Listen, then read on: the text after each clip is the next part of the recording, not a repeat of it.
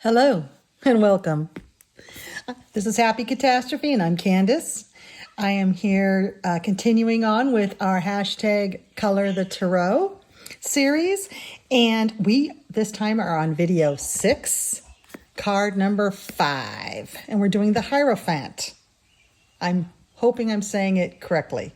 I've heard it Hierophant, I've heard it both ways, but I think I'll say Hierophant from here on out. And my apologies for this being about a week later than normal, but it has been a nice hot summer and I have my air conditioning going and it's just too loud. So I've had to wait until an evening I had free, and here it is. Here's a nice evening free. I'm filming this in July of 2023. If this is your first video in this series, please feel free to go back and revisit the other 5 videos. We started with the Fool at 0 and we've worked our way through. We're going through the very beginning of the Major Arcana. We're now on card number 5, which is the 6th card in the deck, because remember, the Fool is 0. You might hear some chirping in the background because I have a new set of chicks in the cabin. The other chicks I had have grown up and are outside now, and I have a new batch that's going to join them soon. So I guess I just can't get away from the barn animals in the house. Without further ado, though, let's talk about the Hierophant. So as usual, I have a selection of books that we've been working out of, and this is the one I tend to go to first because it has some of the most in-depth information about the card. This is the Modern Witch Tarot Coloring Book by Lisa Sterle, who, as we know, many of you have reached out and gotten this off of Amazon. It's about $22, $25. It depends if you can get a sale. And we have done the Fool, which is right there, which is our stepping into the unknown with bravery and hopefully not foolhardiness. We have done the Magician, who is, you have everything within you and around you to manifest what you want to manifest, whether it be a new job or better health or whatever you need, you have it at your fingertips. The High Priestess, there she is with her laptop. She was the conduit of information from our subconscious to our conscious, or just whenever we need information. The Empress, she is in touch with her own sensuality and her own feminine power. It's a divine feminine, so any gender can tap into that. And she's also very much connected with nature. The Emperor is a little more disconnected with nature. And Lisa Sterle has made this one gender indeterminate and has showed them in their rigid throne, but it is cracking. The Emperor tells us that how to be a leader and to be stable and sturdy and dependable, but be careful not to get too rigid. And then today we have the Hierophant. Now, the interesting thing about what Lisa Sterle has done with the Hierophant is she has made her a her. If you will see, and you know, we've gone through this for those of you, we've gone through all of these pages. If you're new, please do go. They do build on each other, so it's helpful to start with one. The first video of card 0 with the Fool, but it definitely, if you're just joining in today, that's great. Welcome. And there's no deadline, but any tarot colored picture that you color and post in Instagram with hashtag color the tarot, I will find, and it will be inserted into this video. So what I think we'll do as we find the Hierophant, I'm going to go ahead and play those all of the pictures that you all have colored beautifully, and I have enjoyed seeing all of them, and I hope you enjoy them too. So before we kick off this card, let's look and see what you've done.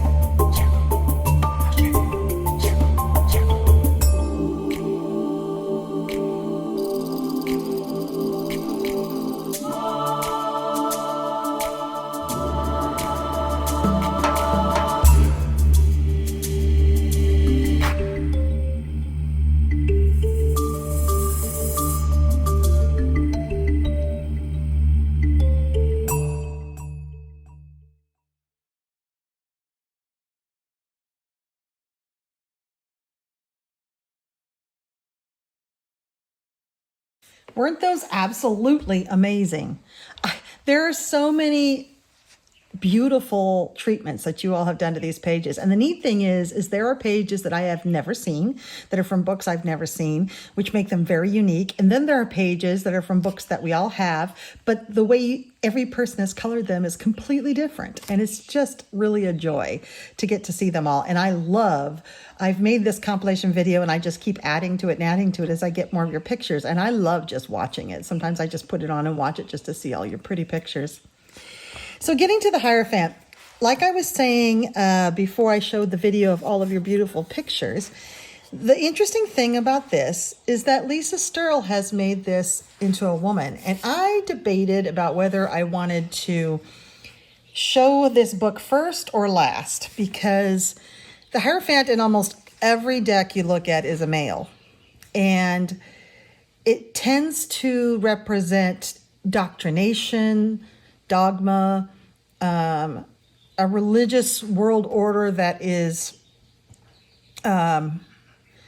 dominating and overarching to a problematic degree.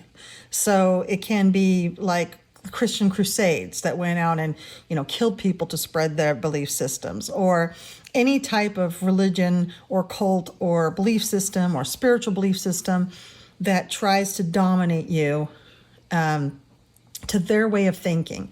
It can mean that, and it can be very, very traditional values, like, heterosexual marriage and to be the only way of joining, and that it just very traditional values that might not be compatible with some of today's current belief systems. And so Lisa Sturl decided to actually not embrace those things. And this card is unique in the way that it breaks from the tradition of traditional Hierophant cards. So I decided that why not just still go with this and show you kind of the opposite of what most cards you'll see is. And then we'll look at some more traditional looking cards, and you'll see some cards that I intersperse throughout my talking that I have found on the internet that will probably show you more traditional looking cards, but it's interesting to see how different artists have interpreted this. So the Hierophant is traditionally the philosopher king, and it's the entrance point to a hierarchy of knowledge. So this person traditionally is a knowledge keeper and is the entry point to that knowledge, but they are also a gateway and can close the gate on you. So they really need to be appeased and approached to be able to get their knowledge. And they're also a knowledge keeper that believes there is no other knowledge that is as valid as theirs. So it can be very indoctrinal, very controlling and domineering. But Lisa chose to not only make this one gendered female, but also to be a teacher rather than a preacher, if you can understand the difference, if what I'm saying makes sense. She is the anti-gatekeeper, basically symbolizing, she's got the students here, and they've got, plants and leaves, and they've got nature all around them. And basically Lisa wanted her to symbolize she is a holder of knowledge, but it's accessible. She's a servant master. She's the worker, the teacher, to teach you what you want to find out. And that her spiritual beliefs are open to all. They encompass all. So this teacher can be the teacher of any religion or any spiritual belief system that you have. It's not just one. And you will see others that have like a wedding band, or they have very traditional symbolism that's mostly patriarchal Christian Western world thinking.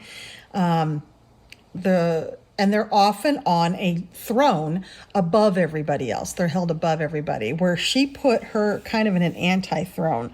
There's no dais. This is because the dais is more, she wanted this to be symbolic, that she's on this, she's on the same level as the students. So they're on the same ground, where most cards will have the Hierophant elevated on a stage. So she's put this one on equal footing. She's put her, talking about footing, she's put her with no shoes on, because she feels that shoes are removed as a sign of respect and reverence, but this also symbolizes that she isn't held back by societal constraints and she can be barefoot where she is in touch with the earth. In the colored picture in the front, they made her dress red because they feel that Lisa feels that that is the color of passion and action. But if you notice, the hem is tattered. So this is a working dress. She has a lot of work to do. She's not in ceremonial garb like most cards show the Hierophant as. She's also got tattoos, which have been used throughout history to embody belief and identity and to express one's individuality and relation to their spiritual beliefs. So like we currently, we have tattoos that have crosses on ourselves or pentagrams or, a maple leaf or whatever we have on us or, the Las Vegas Raider football team, whatever our beliefs are, expressing our identity and our individuality. So she's got some tattoos, quite a few. Can you hear the Canada geese flying overhead? I always love them. These pillars, you'll see pillars in a lot of the cards that have to do with the subconscious and conscious or spirituality and mundane. Wherever there's like a gateway, you'll see the pillars. But in her painted version, in her colored version, they made the pillars gray rather than black and white. Usually you will see pillars black or you will see them white, but they purposely made them gray. Now, of course, we can color them any color we want, but they also have this beautiful nature that's growing up them, the flowers, which I really particularly love. So it really shows her connection also with nature. They almost always have a staff in their hand, but in Lisa, she's put a crystal on top. There are crystals throughout this entire deck, and they're very important to her, and it also connects her back to the magician, who also had a wand, who usually has a wand. There's the magician, and she has a wand in her hand, and she's connecting the above with the below. And that's similar to the Hierophant. The Hierophant is usually holding their hand up in this signal. I've seen some folks feel that is a negative sign and not want to color a picture that has that in it. That's actually a Christian religious sign. It's the gesture of benediction. And I had to look that up because I was like, is that a devil sign? As a Buddhist nut, I don't believe in the devil, but there are a lot of people who do. And so I wanted to make sure I wasn't, offending people, but that's actually not. It's the sign of the benediction. It's connecting heaven, which are the two fingers skyward, with earth, the two fingers downward. So you will see that in almost every picture of the Hierophant that is following the actual meaning of the cards, and is that gesture somewhere in there. They'll be doing that because it is heaven and earth. But rather than like in the magician, where it's more of a manifesting between like the ethereal out there and then the actual nature earth, where it's actually working with elements around us, this is more figuratively and more spiritually. This is heaven and earth, heaven and the mundane world. She usually wears a crown, and this crown is 3-tiered, like the Pope. However, in Lisa's version, the third crown is flowers. So she's got 3 crowns, 1, 2, but the third one on top is flowers. And that is connecting her to the wisdom and magic found in nature. So again, Lisa's bringing nature in where you usually don't see nature in this card. And then the crossed keys. These crossed keys are usually facing the Hierophant, which means it's locked knowledge that Hierophant has, that he will dole out to you if you're worthy enough, if there's some conditions there. But here the keys, although it's hard to tell with keys, are facing outward, that the knowledge is being given to you freely. So this is a much more egalitarian, more of a social experiment with this card, where we are all equal, that this knowledge is being held by a knowledge keeper or a wise woman, but that it is available to anyone who approaches her, and she is approachable. So it's a very different read, as you will see, probably from some of these images that I'm showing you, especially like you look back at the Rider-Waite, which I've probably shown you, and some other images. It's usually a very austere, priest-like looking, pope-like looking character, always male, always with these very symbolic gestures in their hands, and kind of spooky. And I've never really connected with this card because of that. I always felt like, well, here's this structured religious belief system that's locked away in this unapproachable male figure that's kind of scary looking. Now, I wouldn't say she's friendly looking. I mean that no, she got, some RBF, resting what face going on, but at least she's a little bit more messed up like we all are.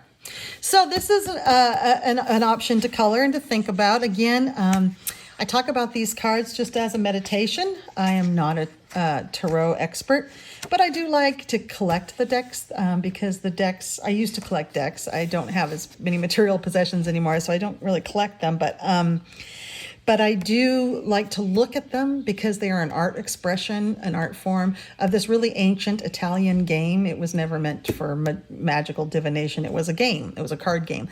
These meanings have been applied to these cards in more recent years, and now it's just fun to see how people interpret them, and they are an art form. And they're a lot of fun to color. They really are. So if you are... I don't know if any of you are, but if you're following along with the rest of this book, other than just this page, there is a mandala on the back, which I don't know anybody who's actually coloring those. And then there are these reflection questions, which are kind of nice to think about. Who is your Hierophant? Like, do you have a spiritual leader? And do you play this role for anyone else?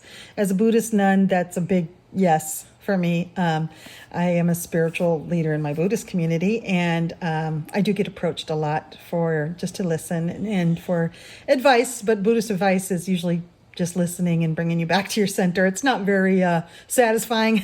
We're not going to give you any answers.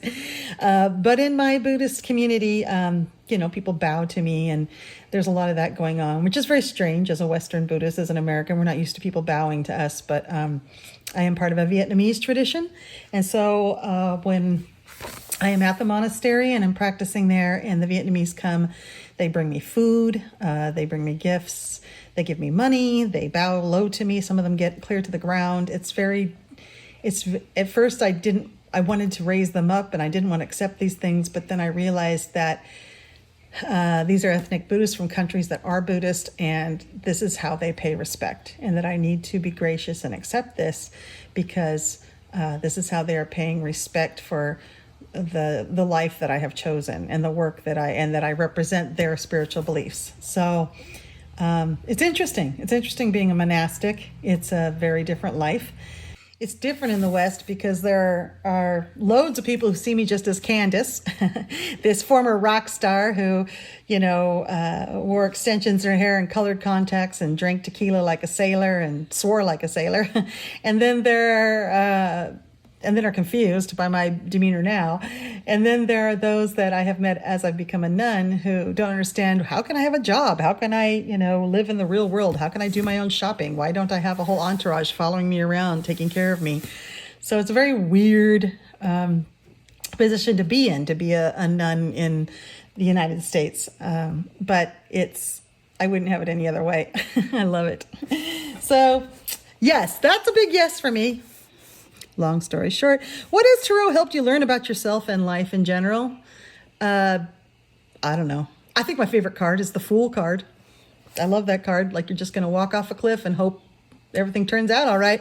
Do you prefer to read for yourself or others? This is if you are a tarot card reader. I'm really not. I think I used to be somewhat, not very good. I'm not, though. What do you still want to learn about tarot? So these are all questions about the tarot, but you can ask these sorts of questions about anything. Are you a Christian? Do you prefer to read the Bible for yourself, or do you like to read for others? What do you still want to learn about Christianity and the Bible? What do you still want to learn about the tarot and Judaism? What do you still want to learn about anything? any spiritual belief system you have. I have friends that are Druids. What do you still want to learn about Druidism? Do you like to circle with other people, or do you like to practice on your own? These are just questions about your own spirituality. And you don't have to do these at all, but they just kind of help get us on the track for the Hierophant. So the Hierophant's about religion, but Lisa Sterle likes to challenge us to think of it also as spiritual beliefs. It doesn't have to be an organized religion. It can be any belief system you have that helps get you through the day or that guides your ways every day. That's that. So now let's look at some other interpretations of the Hierophant. None of these videos would be complete without this amazing book, Lulu Mayo, the Kawaii Tarot Coloring Book, which there's been a little bit of talk online. Some people think the paper in this book is better, I do, than her other books. Her other books, the paper frustrates me. Like the Million Llamas, Million Owls, the Million series. Others think it's worse. So interesting. I think it depends on the medium you use. A lot of us are doing these in here. And again, this book starts off with the Fool and her interpretation of it, the Magician, the High Priestess, the Empress. A lot of you have done this. Oh, I just love how many pink poodles and blue poodles I've seen. It's fantastic. And this is such, of course, the Empress is a poodle.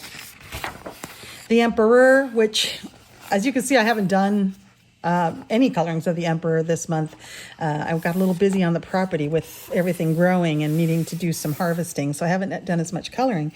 But the Emperor, of course, is a Akita, right? Someone in the comments told me. I think that they said this was an Akita. And then, oh no, Chow Chow. It's a Chow. That's right, Chow Chow. And of course, the fanciest, the cat of all the dogs. And here we have the Hierophant. So what has Lulu Mayo done? How has she interpreted it? You're not going to see any austere man on a throne with Lulu Mayo. What she says is you could be on the verge of attaining knowledge, wisdom, and blessing. You may want to go looking for advice. Seeking deeper knowledge is strongly advised. What do you still have to learn? What is it that you want to know, and who can you turn to? So again, we're getting those same questions. What is it that you want to know about? And she's just saying general knowledge. But you're finding some things like, I would imagine that has a meaning that I don't know. I should have looked up that symbol. But here's the crossed keys. Our Hierophant is a unicorn because yay. Here's the pillars. And they do have some connection with nature. She's got some leaves up in there. Now, this is showing a unicorn on a rainbow flying over a castle in the sky with actual planets. And here are some like angel unicorns playing harps. So this is like in the heavens. So that's probably her nod to it being spirituality or religion, is that this has got the Christian angelic with harps images going on with these here unicorns. But then you've got a fairy tale castle and a unicorn with a rainbow. I mean, so there's a lot going on here, and I like it a lot. I feel like, yes, this is a knowledge keeper, and they are a little bit difficult to access because they're in a rainbow in the sky. So that they're still above us. So here's that concept of this knowledge keeper being above us. Like when the Vietnamese people bow to me and put me above them. That's what this is like. However, I will in turn bow to them and try to get myself back down the same level like Lisa Sterle does.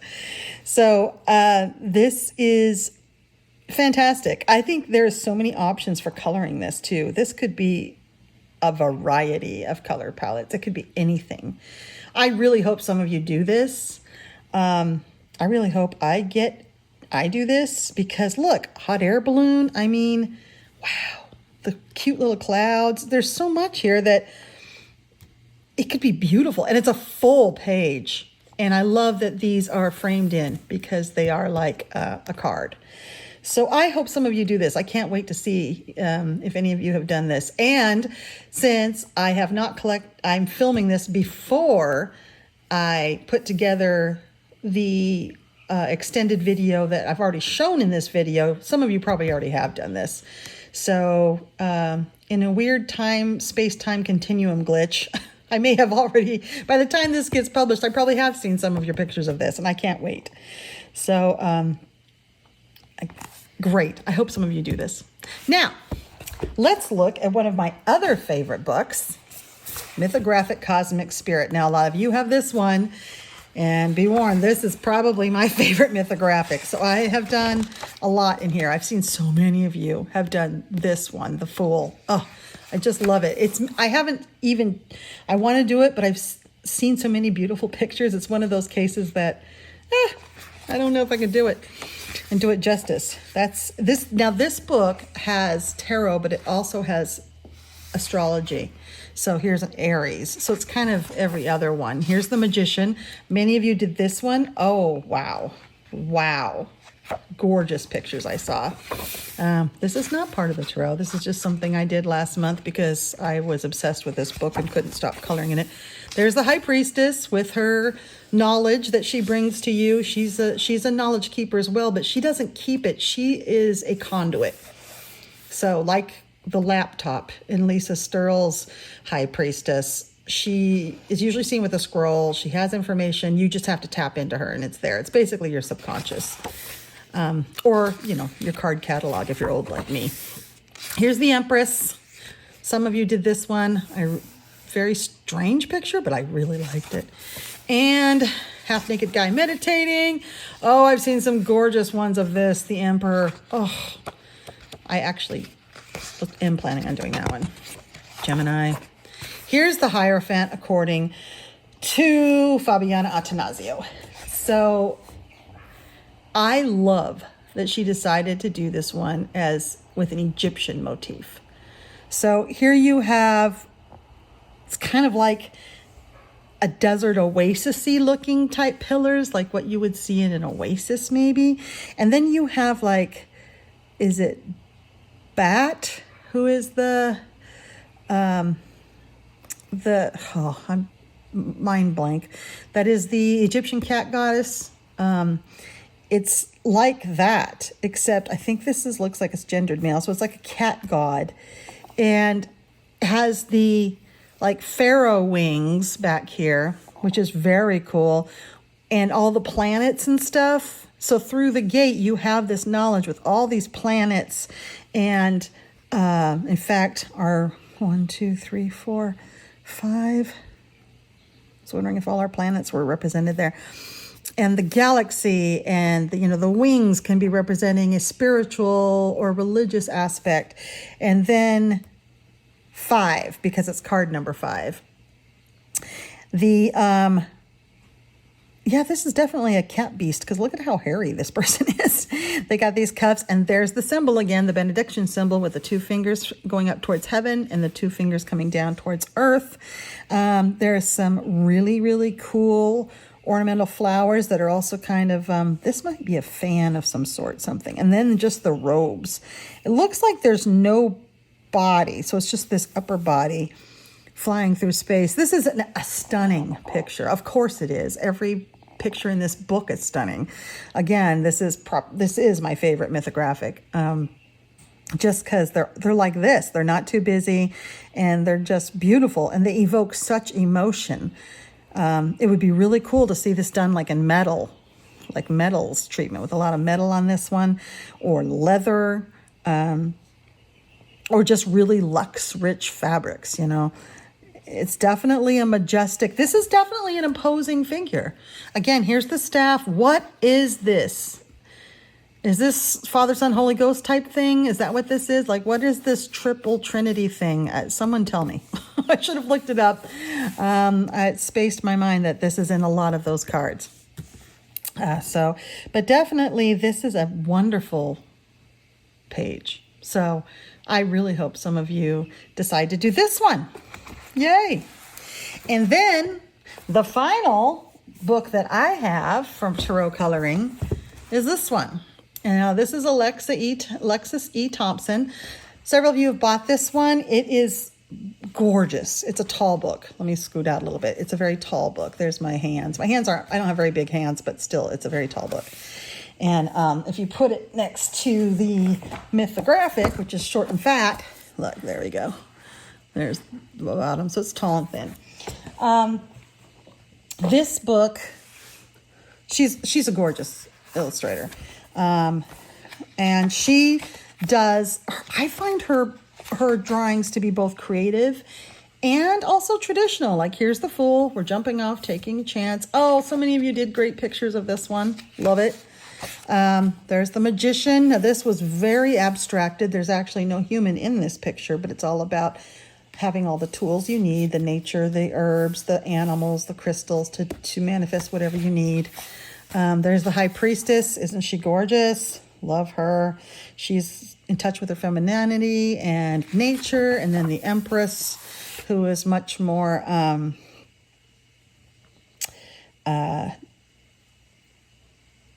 she's connected with nature, but she's much more power. And then we had the Emperor, which I really wanted to do this one because of this dragon. And I think I still will. That dragon, I just see him all in reds and golds. I think I'd like to use my Rosa watercolors from Ukraine. I love those. And here is the Hierophant. Now look how traditional he is. He has got the benediction going on. Heaven, earth. He's holding this staff again. He's got one key, which is interesting, but it's around his neck. So he definitely is the keeper of that knowledge. You're going to have to go to him to get that from him. The wedding bands here are signify traditional values, because this card, as Alexis says, represents traditional values, and it does. Lisa Sterl goes way out on a limb, not on a limb, but way off the path with her interpretation of it. She basically does an anti-Hierophant card by making it this extremely approachable person who is on an equal footing with all of us and is there for anyone. Normally, this card is very rigid. It's seen as traditional values, and this person is above us. Here's the Triple Crown. And they are some sort of a monastic figure that we are subject to. Here, though, she used cardinals, which she says symbolize pure devotion. So yeah, this is an extreme religious leader. And but he is the bridge between the earthly and spiritual worlds. So if you go to an organized religion's church, if you go to a church of some sort or a temple, you'll probably have a minister or a priest. When I go to the monastery, we have a head monk. That would be this person. They're the keeper of all the knowledge. They're the ones that train others to become like them, and they retain their seniority. And she says the three-tiered crown is the conscious, the subconscious, and the superconscious, which is God and spirituality.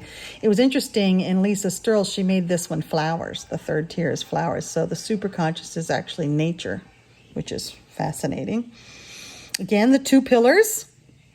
And it looks like, this is a cool treatment here. It looks like infinity behind him, doesn't it? Really neat. These look like, well, they look like Oregon grape.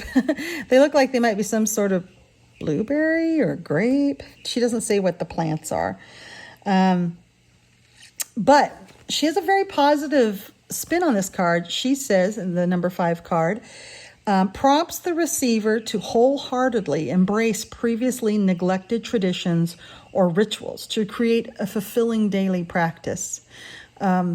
This brings to mind books I've read about Japanese practice, where they will actually have, and I can never remember their names, the Japanese words, but when you walk in, there's like a little alcove where they have an ikebana, sort of a Japanese flower treatment, or some sort of little statue or something. It's just like a remembrance, a holder, a symbolic holder of their belief system, of the spiritual belief system. And there'll be like all these carved out places in their house, in their yards, in their lives where they hold spirituality. And that helps them keep connection with their religion on a daily practice. And so that's interesting. So that's what she says, that this card encourages us to remember the spiritual practices that fulfill us and how can we incorporate them into our daily practice.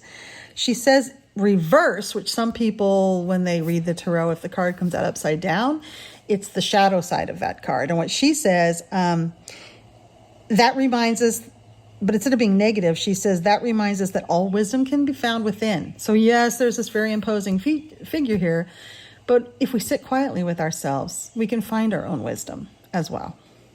We don't have to have this spiritual leader, although it can be a really nice and comforting presence in our life, but we can also find that same solace, that same comfort and peace inside of ourselves, which I truly believe in. So that's the pages of the 4 books that I have. I know some of you have some amazing books. There's an anime tarot that's been making the rounds that have had some wonderful, wonderful pictures coming out of. I'm looking for this book. I've seen there's